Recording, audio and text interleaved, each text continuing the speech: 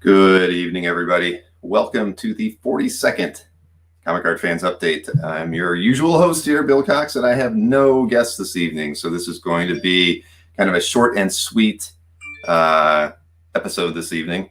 Hope you don't mind that. This is day 5 of 7 consecutive nights in a row that we're doing this show. And what are you going to do? It's been a lot of fun so far, and but I don't know if I'll ever schedule a week like this again. So we'll see. Unless I start getting some help on the interviewing front, I'll probably won't be doing it this often. But Friday nights, I'm happy anybody that's tuning in this evening, of course, because Fridays are usually the very slow night for people wanting to watch a stream, especially when it's only me. But wanted to go over a few things that are coming up. Of course, tomorrow at 1 p.m. is that special Dueling Dealers episode with Mike and Anthony. Where it's a 1 p.m. show. It's just a big test to see how things go with the, seeing if we can get the European collectors involved. They've been asking us to do it, lamenting that they have to stay up till 4 in the morning to watch the show. A few people do. Frederick from Comic Card Factory has been doing it and picking up a few pieces. Good evening, Harry. Good evening, Carl. Michael Wigan, nice to see you. Michael Gauchan, thank you for tuning in. Tatiana.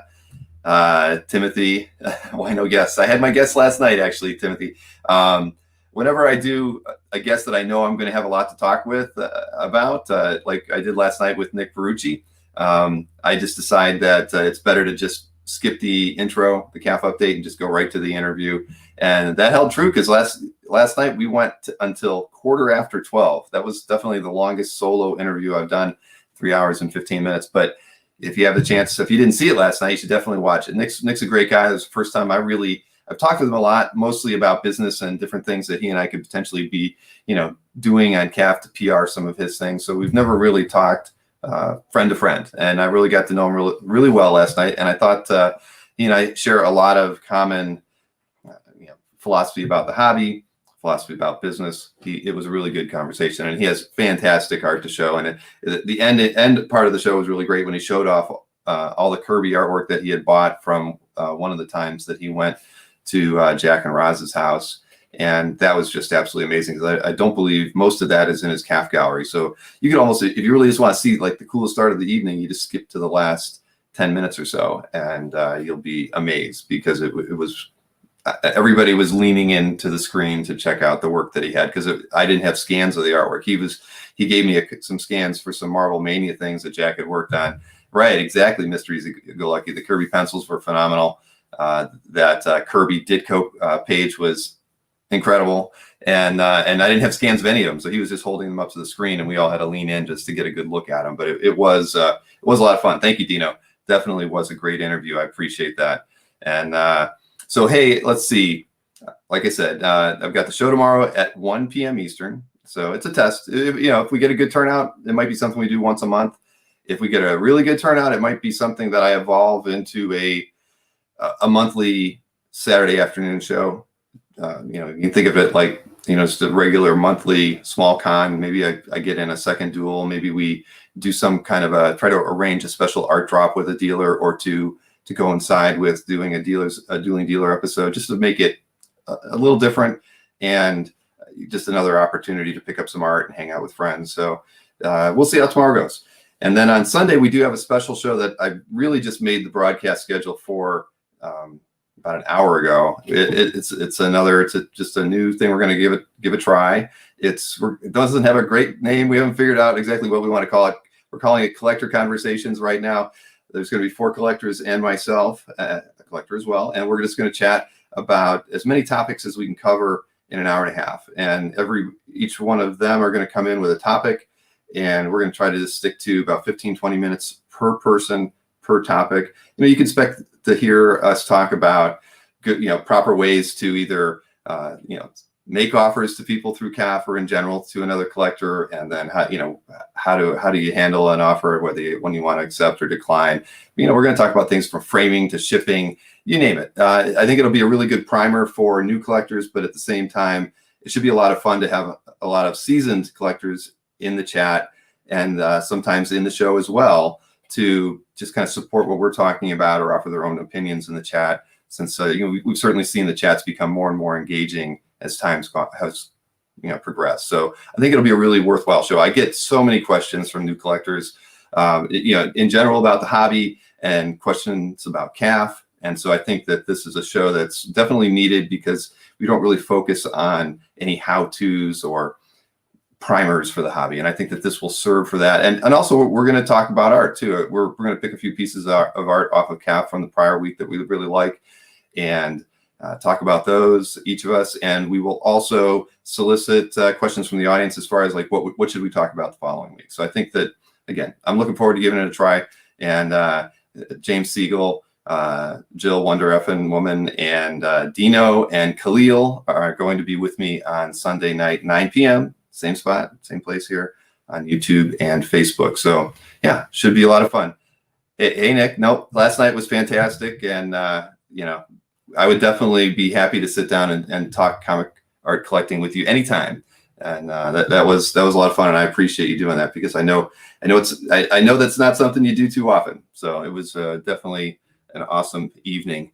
Didn't matter how long it went. And even I got a ping from Jimmy Palmiotti afterwards that he thought it was a great talk too. So, and like I mentioned last night too, I talked with Jimmy yesterday and we're going to try to work him into the show. I don't know if I can get him in May, but if I can get him in later in the month or maybe in June early, then we'll do that too. So conversations with cool collectors. That's right.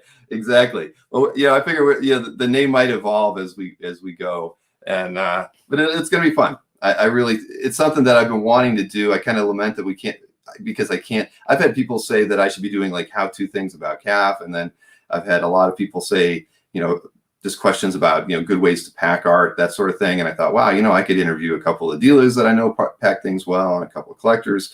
So there's a lot of things that we can do with the Sunday show that will be really, really, really helpful for the hobby. And this is a first step, and then we're gonna roll with it. And I'm looking forward to working with everybody on it. And it's gonna be great. Absolutely gonna be totally awesome. So that is that. And then I can tell you that on May the 4th, I am doing a Star Wars focused one-on-one chat with a Star Wars collector on Tuesday evening, rather than the regular Comic Art Live crew. I'll be talking with collector Jeff Wedding, and that'll be fun. It's something we just kind of worked up last minute when I realized May the 4th was on Tuesday. So I'm not very up on Star Wars artists and art that's out there, but it should be a fun conversation. At least it'll be topical for the day. And other than that, I wanted to remind everybody that the Comic Art Live show on CAF is going to be the weekend of May 22nd and 23rd. And we are going to start allowing exhibitors to start populating their booths on Monday. I can't say it's going to be first thing in the morning. And knowing us, it's probably going to be early in the afternoon because we've got to clear out all the old artwork that was posted to your exhibitor booths, and also clear out some of the saved artwork that was still out there. We never wiped that out after 30 days, like I said I was going to do. So we've got to kind of prep the exhibitor hall and all the attendee or future attendee settings so that we're walking into the show with a clean slate. So I'll keep everybody updated on that. I probably will shoot out an email to all the premium members on CAF the moment it's ready, so that, because as you know, you have to be a premium member to have an exhibitor booth. So I'll send that email out as soon as the exhibitor hall is ready to start being set up. And then that'll give everyone at least, it's going to give everybody 3 weeks to get their booths together. And it's going to follow the same pattern as the last show: 2 art drops, 1 set on Saturday and another set on Sunday. So that, again, I think that worked really well last show in November, where we had a very good turnout the second day. Because when we did the show in May of 2020, day 1 was colossal as far as traffic, and then day 2, not so much. So this last one, the traffic stayed very, very consistent, and just about as many people showed up on Sunday as they did on Saturday morning. So we're gonna keep that setting in there, and no finessing of that. The only finessing, as I mentioned earlier, is I hope to have a setting in there where people who are going to be attending the show are going to be able to kind of favorite the sellers in advance of the show. Because as you know, like about a week to 10 days before the show, we kind of open the exhibitor hall so you can see who is going to be exhibiting. So, Albert Moy's exhibiting, Adam Hughes is exhibiting, you can kind of set them to your favorites. And then when the hall does open, you can initially get a filtered result set of the people that you favorited already. So that'll help you in your quest to target certain sellers. I haven't worked all the details out with Maureen, but we're very confident that we can get that thing done. So, and I'm not reading the conversation, unfortunately. I'm talking way too much. 7 days a week of CAP on YouTube. Yes, exactly. It could happen. It could happen one day, but not with me as the host every night. I can tell you that. It can't. Definitely can't, because we've got the show tomorrow. I don't have the introduction clip worked out yet, and I haven't even done one new meme yet. So I'm hoping to get at least 4 or 5 new memes and a nice new introduction for tomorrow's show. So it's a lot of work. It's definitely a lot of work doing these streams, but well worth it. But it's okay. So that's all I wanted to talk about regarding Comic Art Live, May 22nd, 23rd. We are still talking with a few dealers to see if, and reps to see if we can't get a few other artists to do some panels with us. So if anybody out there, I know I've talked to Tatiana and she just emailed me. I need to get back with her about something. But if anybody knows anybody else who might have a creator that would like to have a panel during that weekend, we've still got a few slots available. So definitely email me and we can work that out. The more the merrier. We are going to do a drink and draw to support the Hero Initiative. And I can't say who all is going to be drawing, but because they're working that out logistically, but we'll be hosting that through the Comic Art Live channel after the panels are done on Saturday. I believe that's going to run from 8 p.m. until midnight, possibly 2 sets of artists, like an East Coast set, then a West Coast set kind of a thing. But again, it's not totally out of my hands. I'm working with them on trying to get a few extra artists for that drink and draw. So, all right.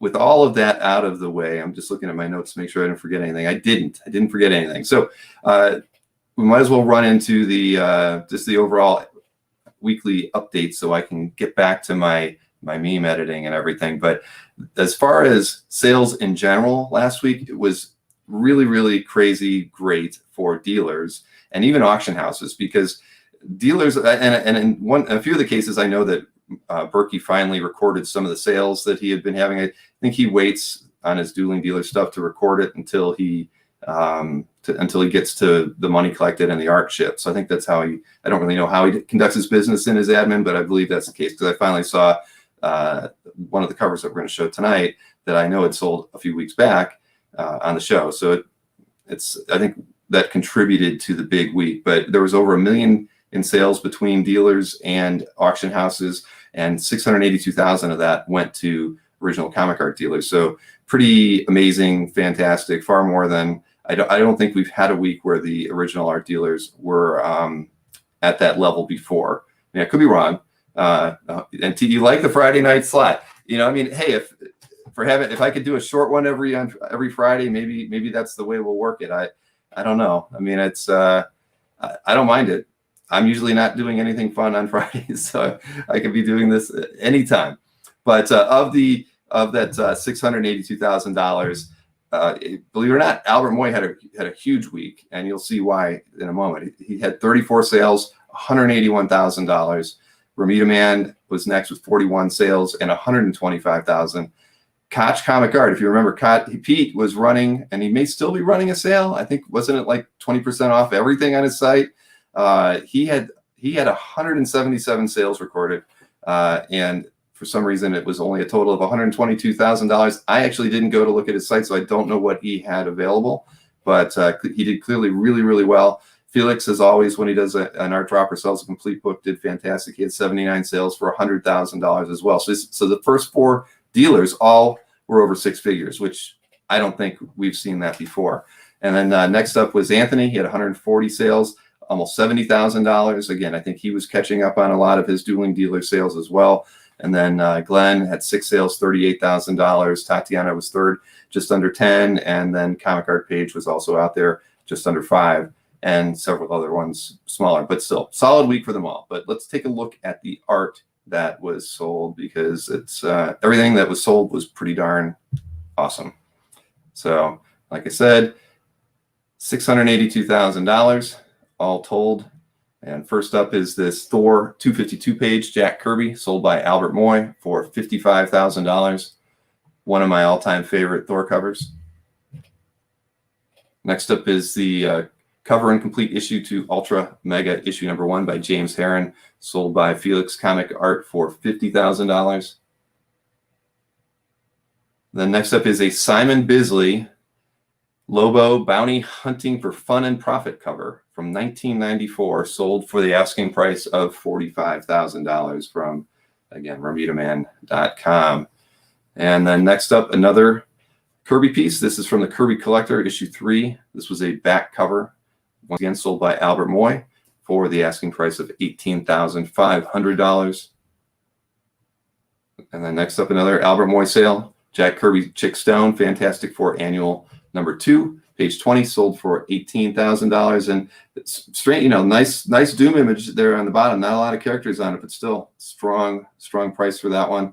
And finally, this was the piece that sold on Dueling Dealers a few weeks back, and sold by Ramita Man, $16,500. It's actually the same cover image. I don't know if anybody saw that issue, or people who saw that episode knows there was an overlay, and they changed the position of the thing on that one. So that's why I just kind of showed them side by side. That's exactly the way that the scan was delivered to Michael Lovis, I believe, when he bought that. So there you go. Solid week for Original Comic Art Dealers. If they did that every single week, wow. I mean, I know it can't happen, but that was pretty amazing. And congratulations to them all for that. So next up, we can hit on the auction houses, which also did, well, they did on their high-end average, $362,000 for the report period compared to $281 last week. So it was a nice uptick, whereas $281 would be more normal or an average. So $362 is a solid week for both eBay and Heritage. So let's start up this with the first 3 eBay results. It's from the Hero Initiative auction. This is Humberto Ramos and Ryan Stegman, Spider-Man Venom cover. Number 35 sold for $27,855. Nice price for that one. And next up is a Flash cover, Nick. This is Dick Giordano from Flash 209. This is one that sold for $13,222 on eBay. And finally, this Bernie Wrightson Swamp Thing pencil and ink, and it sold for a penny less than $8,000. So you can see these sales are a little higher than normal and definitely contributed to eBay's strong week. And then the next 3 pieces are from Heritage. This first one is a Don Newton Mad 2-page story. This one sold for $7,800. And we're going to get another Don Newton Mad artwork. This is from issue 247. This is a piece that sold for $6,600 on Monday or last Monday. And then finally, this is a Mike Sikorsky Master Comics #1. It's a complete 4-page story from Shipwreck Roberts, sold for $5,280.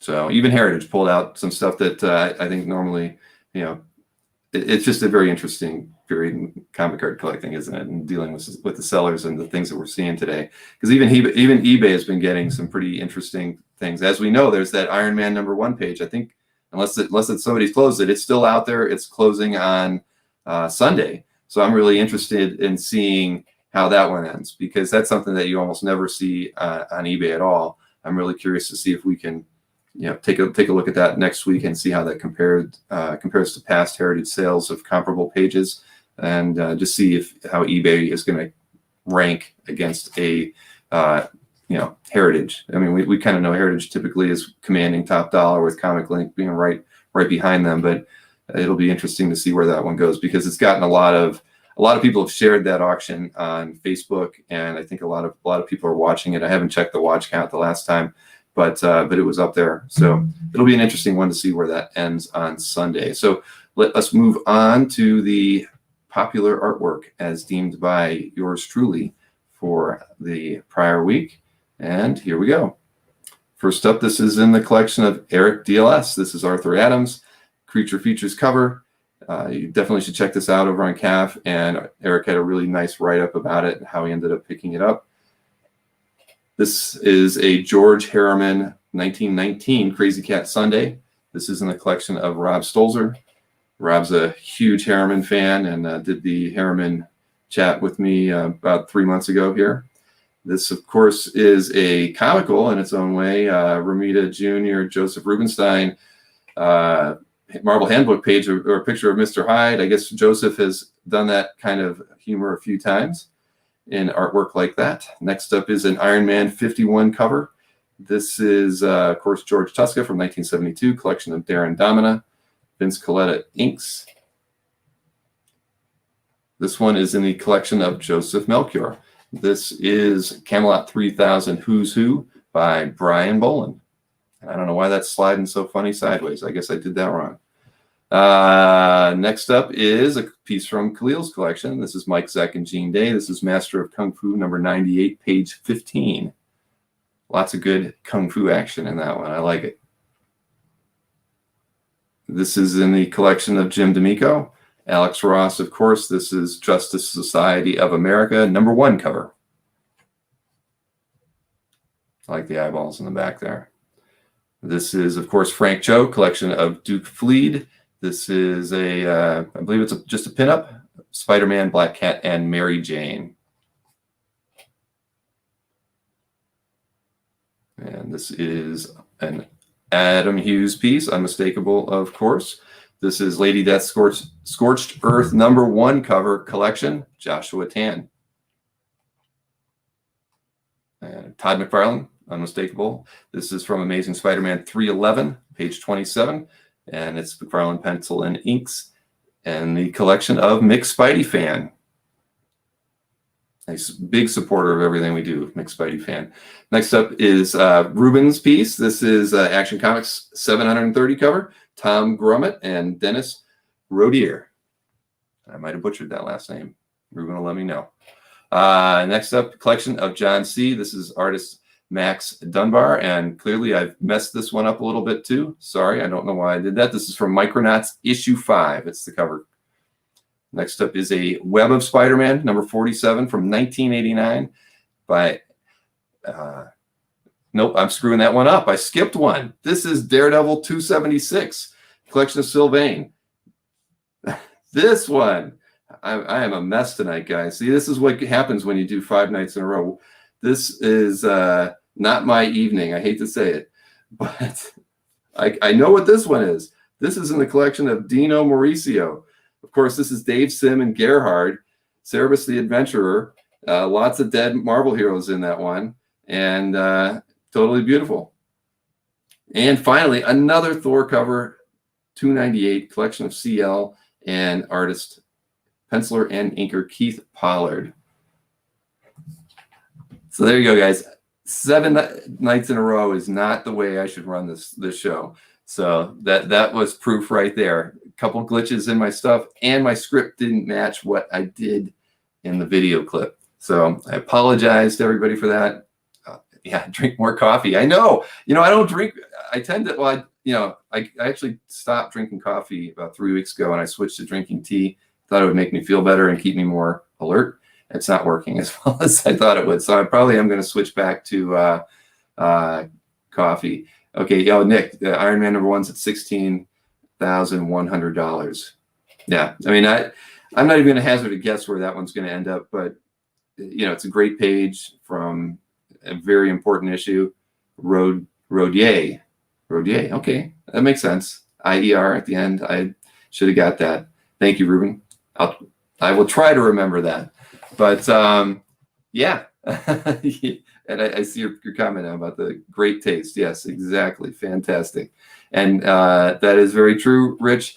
Mr. Hyde wet himself. I had a look at that one and read the description. Apparently, Rubenstein has done that a few times in some, I guess, in those handbook type illustrations. I don't know why. It's just a sense of humor. Clearly, if you look at the published piece, it's not there. But what are you gonna do? Okay, green tea is an option. Mr. Red Jack 12. I will maybe give that a try. I definitely need something in the afternoon to pick me up. I literally put that video together about an hour ago because the whole day I've been working on a couple different tasks here, trying to get me through the weekend. So I am going to, unless anybody has anything they want to talk about any of these things that we've I brought up as far as Comic Art Live, the show tomorrow, the Sunday show. I really do hope everyone tunes into the Sunday show that can. Being a weekend slot, it's something that we really haven't tried before, especially on a Sunday evening.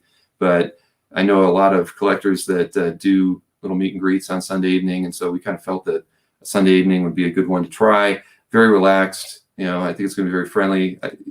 Everybody's seen Dino a few times on the screen. You know how funny he's going to be. So I think it's, and one of the more knowledgeable collectors that I've gotten to chat with. So I think it's going to be a lot of fun, and we're looking for other people who want to kind of participate from time to time. So once we get it started and we have the format figured out really well, we will be asking for people who want to potentially be on the show, and when somebody can't make it, or if we want to kind of just mix things up and give somebody the night off, then we're more than happy to have other collectors participate in it, because I think it's going to be a long-term contributor to the channel, to CAF, and it's going to mean a lot for the hobby going forward, because it's something I would never take the time myself to do, to be able to take all those the how-to things and just talk about the nuances of the hobby that we brush on a lot when we do interviews, but we're going to be focusing in on them and just trying to make it as useful to everyone as possible. So tea and caffeine pills. Everybody's got their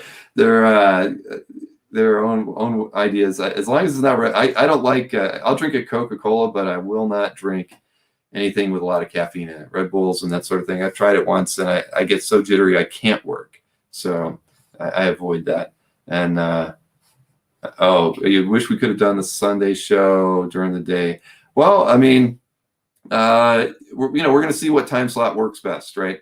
I think Sundays are tough. I mean, and if it's too early in the afternoon, we're going to people who might be out for the Sunday afternoon with the family, that sort of thing, that might not work really well. We didn't want to do Saturday, and but we'll see. If it's not if the turnout isn't great at 9 p.m. Eastern, maybe we'll finesse that a little bit. But I mean, that's where we're going to start, since it's kind of consistent with all the other show times that we've got. I know that kind of ruins if we start doing these every day of the week, and I promise you we won't. I think that the 9 p.m. start time just works, at least during the week, really well. So we'll see.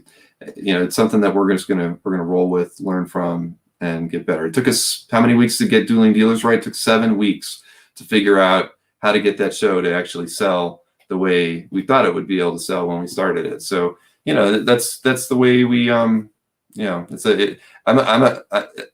I get a lot of I wouldn't say grief, but a lot of people want me to move faster. A lot of people that I know, and I always tell them I'm more slow and methodical. I'd like to just make sure that I've got something right before I move on to the next show. This collector show is something we've talked about for about 6 weeks, but I felt like the timing had to be at a point where the Dueling Dealer show was really solid and doing what we wanted.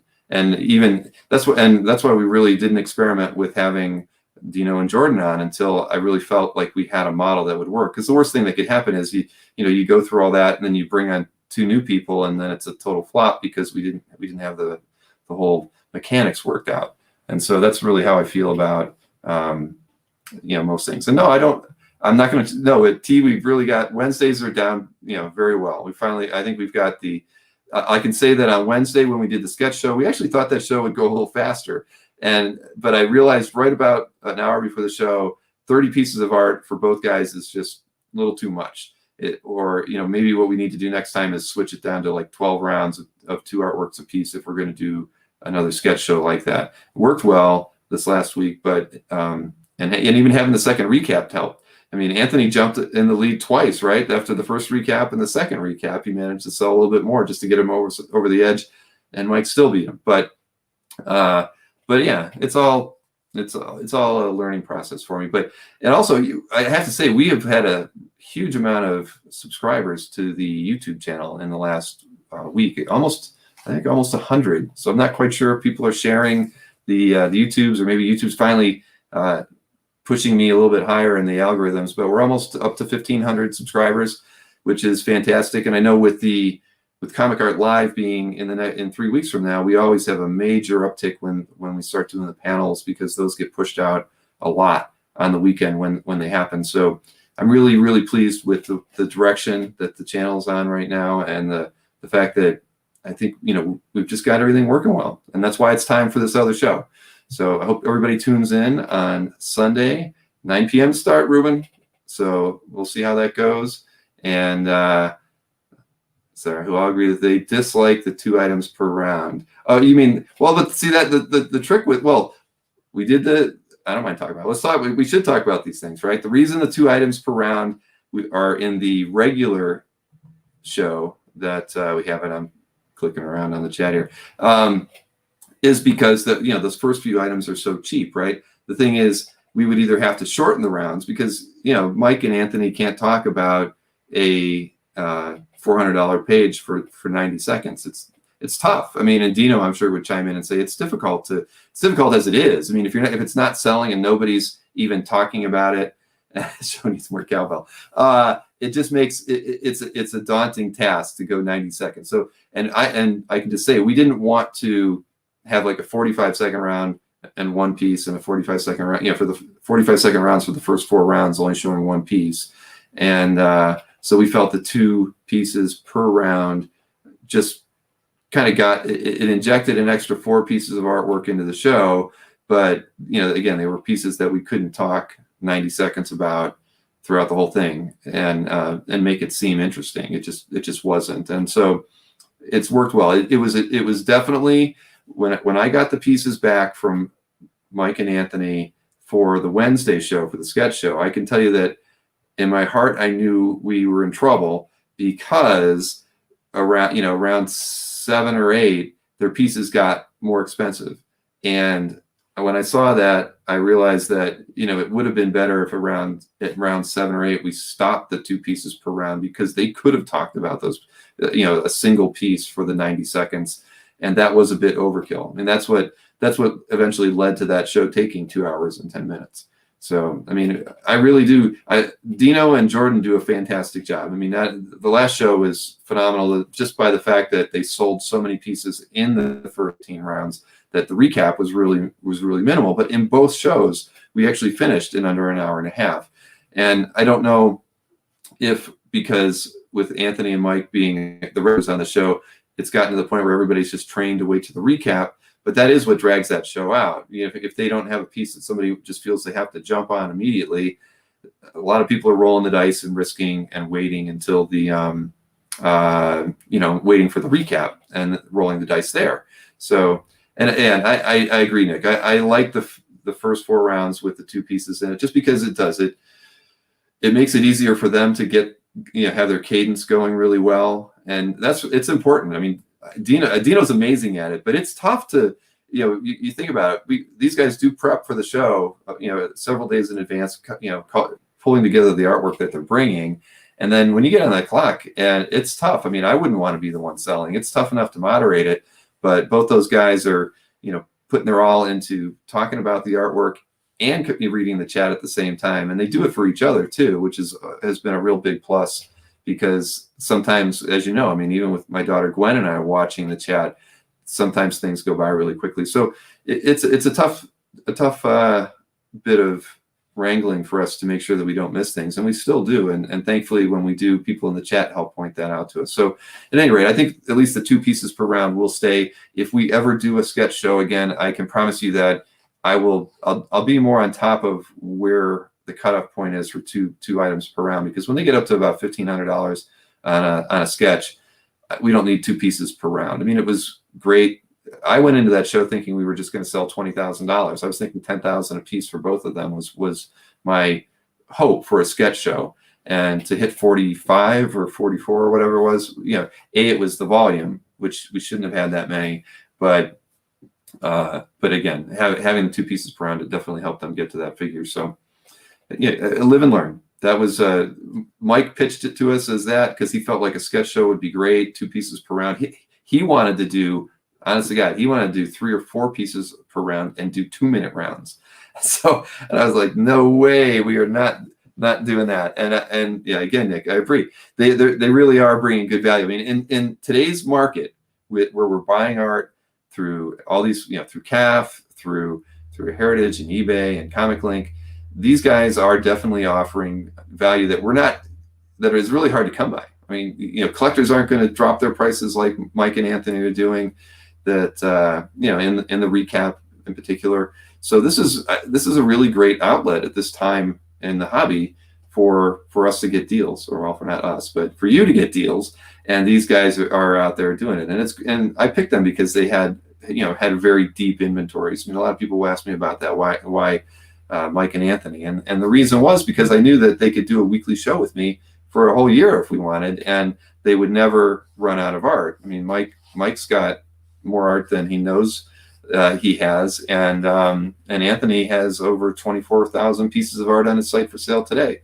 So that was why we did that, and that's why they're willing to negotiate and wheel and deal and do these things on the fly in front of everybody. Again, that would be really uncomfortable for a lot of people, but they kind of take it in stride, and they'll stick firm on prices they don't want to go down to, or I mean, and I can tell you, a lot of the time they sell the artwork that doesn't sell usually immediately right after the show. Maybe somebody does make them an offer, and maybe throws in some trade or something like that.